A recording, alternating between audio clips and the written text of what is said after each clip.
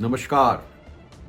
वित्त मंत्री के तौर पर 2025 में निर्मला सीतारमण की वो गलतियां जिसने आपका पट्टा बैठा दिया। थोड़ा बात उस पर करें। इसके अलावा इस पे भी बात करें। अगर 2025 वाला रहा हाल, तो क्या नया साल जो आने वाला है चंद दिनों में वो भी आपको रुलाएगा। दोस्तों, हम 2025 को अलविदा कह रहे हैं क्योंकि दूसरा 2026 टक टक टक टक कर रहा है हमारे दरवाजे पे। हम उसे अलविदा कह रहे हैं और 2026 का स्वागत कर रहे हैं। लेकिन उससे पहले आपको यह जानने का हक है कि सरकार ने 2025 में आर्थिक मोर्चे पर कहां और कैसे चूक की। मैं आपको नेगेटिव करने के लिए बिल्कुल नहीं कर रहा हूं। मैं अपनी चिंता जाहिर कर रहा हूं, आप लोगों को बताने की कोशिश कर रहा हूं। आप लोग पॉजिटिव रहिएगा, हो सकता है अच्छा हो, पर मैं आपको चिंता जाहिर कर रहा हूं, आपको बताने की कोशिश कर रहा हूं कि 2026 में क्या हो सकता है अगर इकोनॉमिक पॉलिसीज ठीक नहीं हुई। तो यह आपके लिए जानना जरूरी है, क्योंकि सीधा असर आपकी जेब पे भी पड़ता है, आपकी नौकरी पे भी पड़ता है।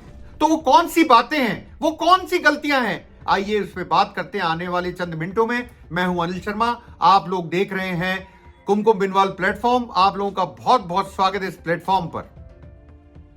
तो जैसा कि मैंने कहा कि 2025 की गलतियां के 2026 में भी भुगतनी पड़ेंगी। क्या ऐसा होगा? पर 2025 में गलतियां क्या हुई? देखिए, एक तो सबसे बड़ी बात है कि कंप्लीटली आउट ऑफ सिलेबस, जिसके लिए हम तैयार ही नहीं थे, वो ट्रंप साहब का मतलब अमेरिका के राष्ट्रपति का टैरिफ आ पड़ा सर पे। वो भी 50%, थोड़ा ना कम, 50% टैरिफ से आपके कंपनियों को बहुत अंतर पड़ा। खास तौर से किनको? James and jewellery, readymade garment और टेक्सटाइल, सी फूड बिजनेस, इन पे ज्यादा अंतर पड़ा। और वैसे भी अमेरिका हम सामान ज्यादा भेजते हैं और वहां से आयात कम करते हैं, मतलब एक्सपोर्ट ज्यादा करते हैं अमेरिका को और इंपोर्ट कम करते हैं। माफी चाहूंगा, एक्सपोर्ट ज्यादा करते हैं, सही बोला हूं, और इंपोर्ट कम करते हैं अमेरिका से। तो हमारा ट्रेड इंबैलेंस सोचा हमारे फेवर में था, और ये 50% टैरिफ से हम वही मार खा रहे हैं। शायद अमेरिका ही ऐसा देश है जहां से हमारा पॉजिटिव था ट्रेड, मतलब हम ज्यादा भेजते थे और कम मंगाते थे। अब क्या हो गया? आप समझिए क्या दिक्कतें पैदा हो गई। इससे बड़ी दिक्कतें पैदा हुई। आउट ऑफ सिलेबस कोई चीज आ जाती है तो दिक्कत क्या होती है? आपकी नौकरियों तक पे असर आ पड़ा। एक्सपोर्ट कम हुए, उसकी वजह से कंपनियों ने अपने कर्मचारियों की तादाद कम करी। आया आपको समझ में?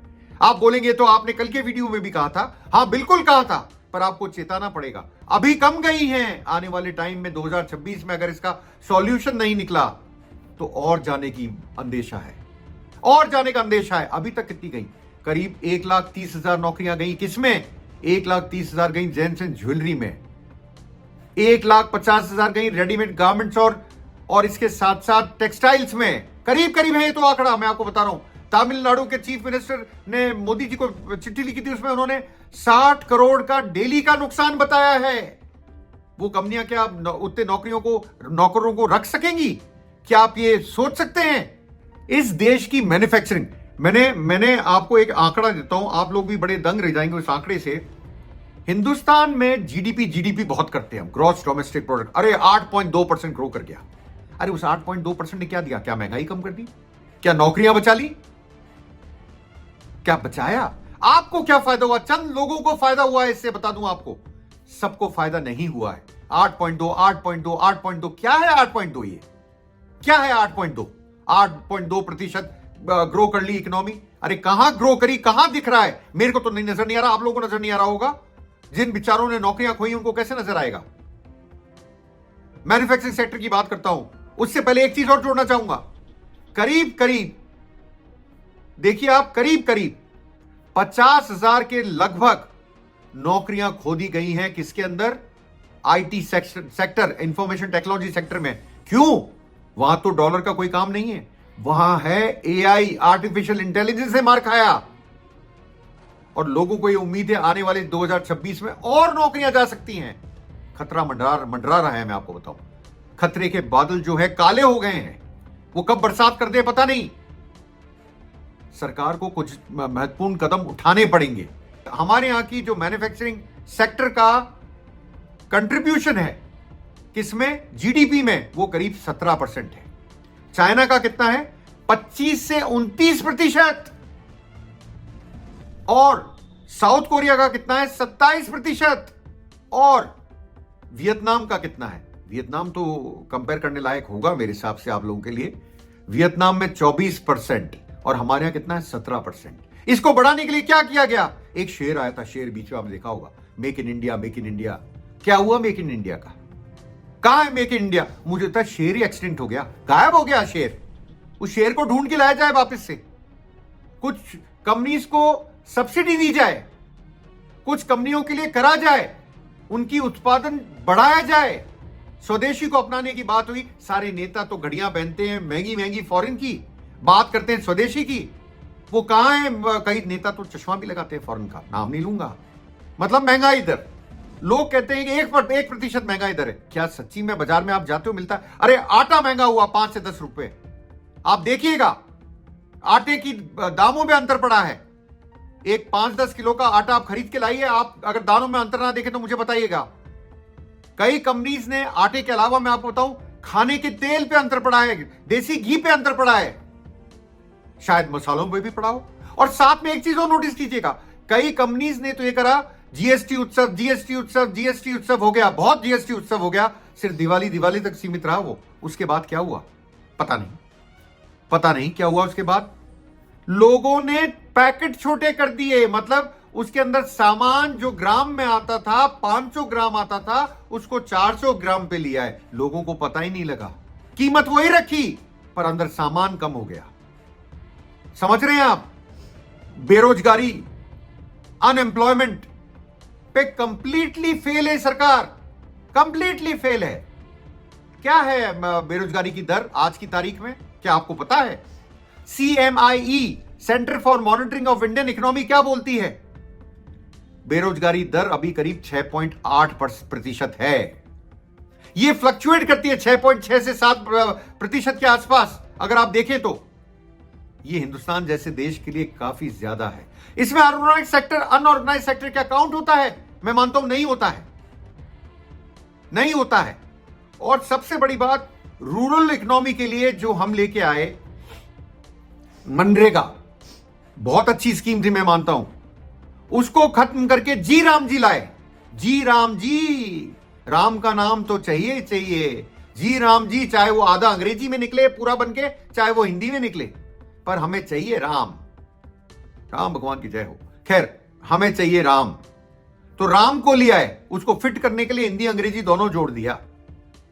अब नरेगा के अंदर होता क्या था, मैं अगर आपको हिस्ट्री बताऊं तो मेरा मानना है करीब 45 से 50 दिन के आसपास एवरेज काम मिलता था लोगों को। 45 से 50 दिन, कई स्टेट्स होंगे जहां पर शायद मिलता होगा 100 दिन का काम, कि उसमें 100 दिन मिनिमम गारंटी होती थी, पर इसका कतई मतलब नहीं होता था कि 100 दिन का आपको काम मिल ही जाता था। ऐसा अब सरकार ने कर दिया 125 दिन का काम गारंटेड एक तरह से, ठीक है। अब आप समझिए इसके पीछे क्या छुपा हुआ है। अभी तक मनरेगा में केंद्रीय सरकार आपको रुपया, मतलब स्टेट गवर्नमेंट को 90% देती थी और 10% देना पड़ता था वहां की लोकल सरकार या राज्य सरकार को। अब क्या कर दिया? अब कर दिया 60-40, मतलब 60% देगी आपकी केंद्रीय सरकार और 40% देगी कौन? राज्य सरकार, जिसके पास पैसा ही नहीं है। किसी राज्य सरकार के लिए बात कर लीजिए, उनके पास पैसे कहां हैं? सब के सब, करीब करीब बोलूंगा, सब के सब डेट या लोन के नीचे दबे हुए हैं। कहां से 40% लाएंगे? अरे 10% निकालना ही मुश्किल हो जाता था उनके लिए, तो कहां से लाएंगे 40%? क्या यह नरेगा को खत्म करने की तरकीब है जी राम जी? क्या यह तरकीब है जैसा कि कांग्रेस कहती है? क्या है ऐसा इसमें? देखिए, मेरा मानना यह है कि यह काफी तकलीफदायक पीरियड आने वाला है आगे रूरल इकोनॉमी के लिए। उनके लिए एक ये पैसा कमाने का तरीका था, वहां के लोगों के लिए। उनका क्या होगा, कभी आपने जानने की कोशिश करी? एक चीज तो मैं भूल ही गया इसमें पूरे में, डॉलर को क्यों नहीं संभालती सरकार? कहां पहुंच गया? 89 टू 91 रुपीस तक टच कर गया। 89 से 91 रुपए के आसपास बीच में चलता रहता है। उसकी वजह से क्या हो रहा है? उसकी वजह से आप अंदाजा नहीं लगा सकते कि आने वाले टाइम में शायद खाने के तेल जो कि हम 65% आयात करते हैं, वो कहां से करेंगे? वो दाम बढ़ेंगे अगर हमने कंट्रोल नहीं करा डॉलर का। क्यों नहीं देखती सरकार उस तरफ? क्यों आप बोलने लगी है मार्केट फोर्सेस पे डिपेंड करता है? अरे क्या हुआ था जब मनमोहन सिंह जी प्राइम मिनिस्टर थे? कई लोगों की आवाजें निकलती थी, आपको याद होगा। उसमें हमारे प्रधानमंत्री जी भी थे, जो गुजरात के मुख्यमंत्री होते थे उस टाइम। कई लोगों की आवाजें निकलती, पर अब क्या हुआ? सबने चुप्पी क्यों साध ली? कई फिल्म स्टार्स भी थे, सबने चुप्पी क्यों छाप ली? अपने मुंह पे बांध ली, चुप्पी बिल्कुल बंद कर लिया अपना मुंह। क्यों नहीं बोलते? अब सरकार को इस तरफ भी अपना ध्यान देना पड़ेगा, नहीं तो बहुत दिक्कतें हो जाएगी। क्योंकि क्रूड ऑयल, कच्चा तेल के दाम एक तरफ अंतरराष्ट्रीय बाजार में कम है, पर क्योंकि डॉलर बढ़ा हुआ है तो हमारे को डर है कहीं और ना बढ़ जाए। ऐसा ना हो आपकी जेब पे मार पड़ जाए, ऐसा ना हो। चाहे हम उसमें एथेनॉल मिलाने लग गए तो भी हमने रेट कम नहीं करी। 20% के आसपास एथेनॉल, तो भी हमने कम नहीं करी। तो क्या आने वाले साल में हम और ऊंचा देख सकते हैं अगर डॉलर कंट्रोल नहीं हुआ तो? रुपया कमजोर रहा तो? हां, क्योंकि अंतरराष्ट्रीय बाजार में डॉलर से ही बिजनेस होता है। समझिए आप इस बात को। तो खतरे कहीं हैं, पर मैं आपको डराना नहीं चाहता। मैं चाहता हूं आपके लिए आगे आने वाला साल बहुत खुशियां लेकर आए और आप खुश रहें, आप खूब खुश रहें, ये मैं दिल से चाहता हूं। मैं आपको सिर्फ आगाह कर रहा हूं, अपनी चिंता व्यक्त कर रहा हूं, जिसका मुझे लगता है आप लोग सुनेंगे भी और देखेंगे भी। तो चलता हूं, अब मिलता हूं जल्द अपने नए वीडियो के साथ। आप लोगों का बहुत बहुत शुक्रिया मेरे से जुड़ने के लिए। कुमकुम बिनवाल प्लेटफॉर्म में ऐसे ही लाइक कीजिए, सब्सक्राइब कीजिए, फॉलो कीजिए। आप लोगों का बहुत बहुत शुक्रिया।